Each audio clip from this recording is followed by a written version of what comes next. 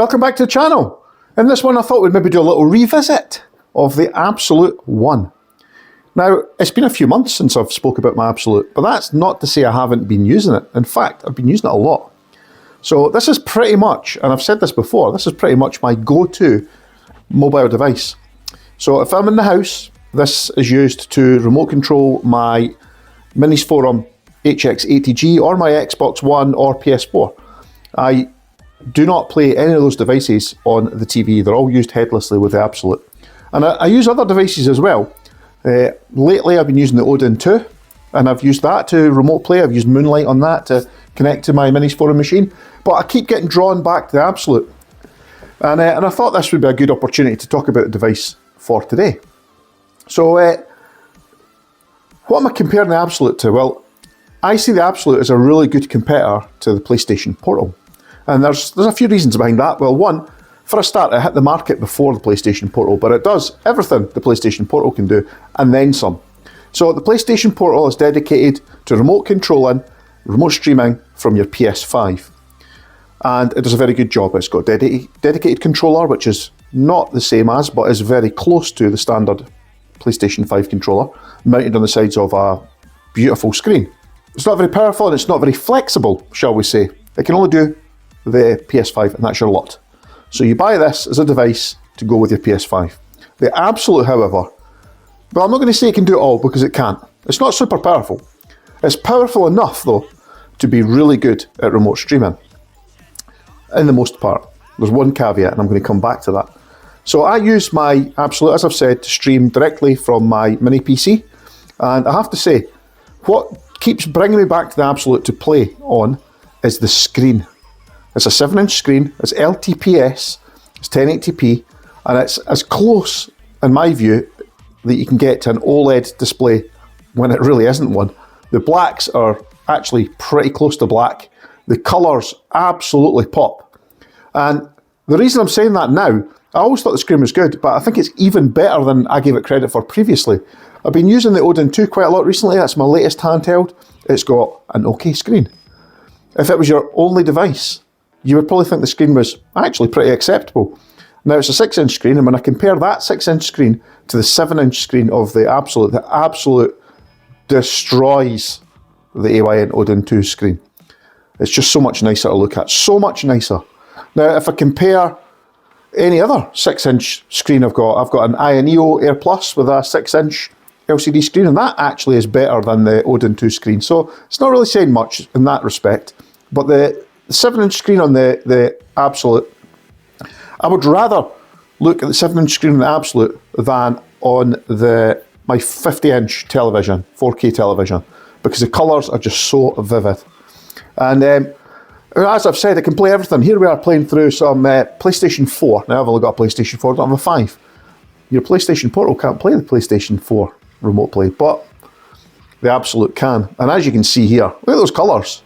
The colours are just absolutely beautiful, really are beautiful. So they just pop, so vivid. And the same goes for Xbox Remote Play.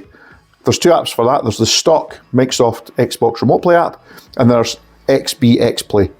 And both of those apps are fantastic. Now, the stock app only runs at 720p, but you really would be hard pressed to notice that on this Abxylute screen. It's just so nice. It just does such a great job. So I haven't got a PlayStation Portal to compare, because there's no point in me buying one because I don't have a PlayStation 5. If I had a PlayStation 5, I would maybe consider a Portal if it was going to be better than the Abxylute. Now the controls, okay, controls can make a big difference depending on the type of game you play. Generally speaking though, the Abxylute is perfectly good at adventure games, perfectly good at racing games in my view. FPS games, that's probably its weakness, because it doesn't have the large range of movement to give you those finer controls for aiming for headshots and things, which you would get with a full set of sticks potentially. However, it's more than good enough for its normal use cases. Now, there has been a few people have been quite loud about the sticks being really poor on the Discord channel. Now, I would argue they're not really poor. They're not perfect for FPS games, but they're absolutely usable for everything else I've tested on it. And in fact, some of the FPS games I've tried now, they're okay. In fact, maybe not FPS games, but third-person shooters like GTA and that, I've not had any issues. I play just as well on the Abxylute as I would on my Xbox Elite controller and using my TV. So, and while there is a tiny bit of latency, you know, it's not sufficiently bad that it really hampers your gameplay. So, yep, we'll just finish off a bit of Spider-Man. We'll nip to GTA 5. Seems a bit of a big announcement for GTA 6. It's coming out in, what, a year and a bit. That'll definitely be a game I buy. I'll have to try and see about getting an Xbox Series before then. And I'll probably remote play it with the Abxylute. Now, I'm a little bit out of practice here. This was one of my favourite cars for a while. Mainly because you could jump and fly, but I'm struggling to remember which key combination is to fly. We'll get there eventually. But yeah, look at this. Look how good this looks.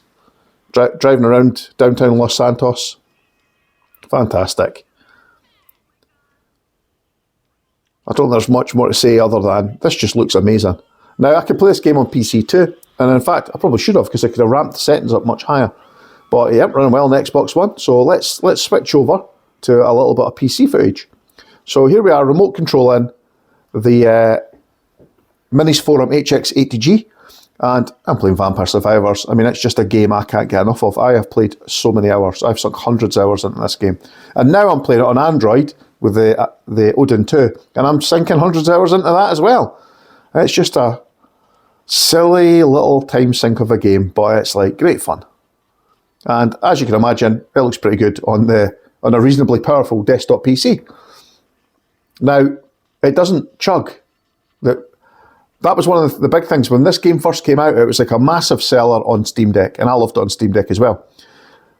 But the problem was it would start chugging when you got to about the 15-minute mark. Now, they've redone all the engine. It doesn't chug nearly as much, but on something like on a handheld device, like the Neo or the AirPlus 1250 that I have, it will still start to slow down a little bit when you get to the end game, you know, around the 30-minute mark. It will still start to slow down, maybe down to 40 FPS. And you can hear it more than see it, to be honest. But remote playing on the Minis Forum machine, it's got a decent 8-core CPU in it. It's got a RX 6600 mobile chip, but it's 8 gig. It just doesn't chug at all in this, and it looks great. Okay, let's skip forward to something a little bit more beefy, and we'll have a little race around in Forza Horizon 5. This is ultra settings. I just keep this, generally I just try and keep it locked to 60, although I'm just letting it run away with itself and run as fast as it wants just now.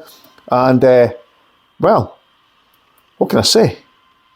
It's beautiful, and it just runs like a dream. So I had a little bit of a discussion, shall we say, on the Discord channel about the sticks, about how sensitive they were, and how, yeah, they're terrible in FPS games and in racing games. Now, and I beg to differ. I said, okay, I'll grant you that they're not the best in FPS games, although I've not really had much issues, but then I'm not super good at FPS games.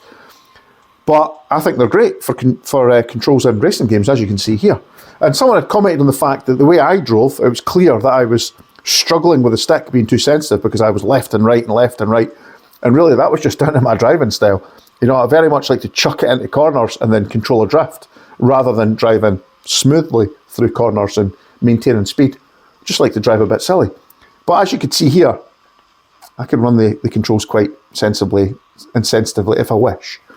So what else can this little device do? Well, here's the real selling point as far as I'm concerned compared to a PS Portal. And that's the fact you can do emulation on it. Now, it can only really emulate up to PS1. It can do some PSP titles. Things like Super Nintendo, absolutely not a problem. I mean, look at this. One, it looks fantastic. And look how fast it runs. Now, if you look at some of the video footage I've done recently for the SF2000, I'm not comparing them here, but the SF2000, which is a very low-powered, very cheap budget handheld, but I like to compare that game because it really shows how that handheld can struggle when people were saying it actually runs at full speed. Look how fast this is running here. This is full speed, by the way. This is 60 FPS. It's rattling along. It's smooth. It looks good. It's colourful, and it runs well. Just wanted to put that out there. Okay, what else can we play? Well, you can play a bit of PSP, but as you can see, it kind of struggles. There is a bit of glitching. Now, I'm using, on this at this point, I think I'm not using Lemuroid. If I was using Lemuroid, it would run a little bit better. PSP appears to run that a little bit better on there. What else can we play? Let's play a bit of N64. We'll play a bit of Mario Kart 64. And let's run actually pretty well. What do you think of that?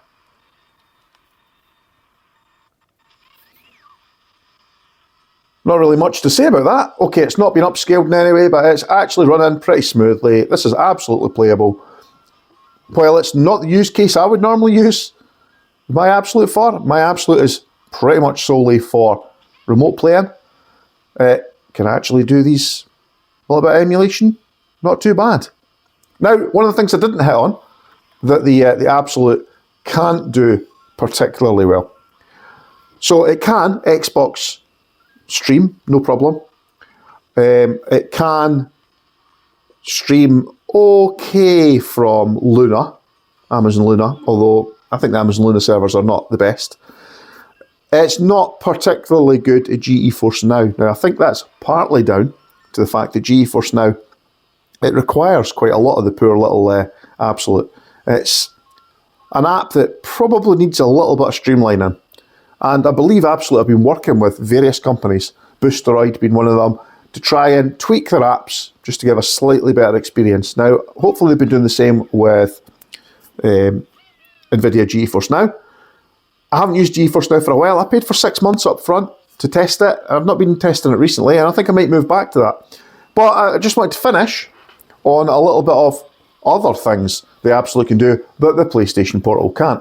And here we are looking at Netflix. Now, this is a little bit from a current TV show that's just popped up on my watch list. And as you can see, this looks amazing, doesn't it? You'd be hard-pressed to notice that that wasn't running at 1080p. That is running at Widevine level 3, I think it is, not level 1. It's the SD version, but it still looked pretty good. And to complete this off, let's try out a couple of Android games. Well, one Android game particularly.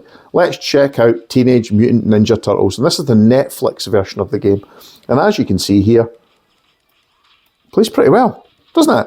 I mean, it looks great on that screen. That just reminds me of being in the arcades when I was a kid.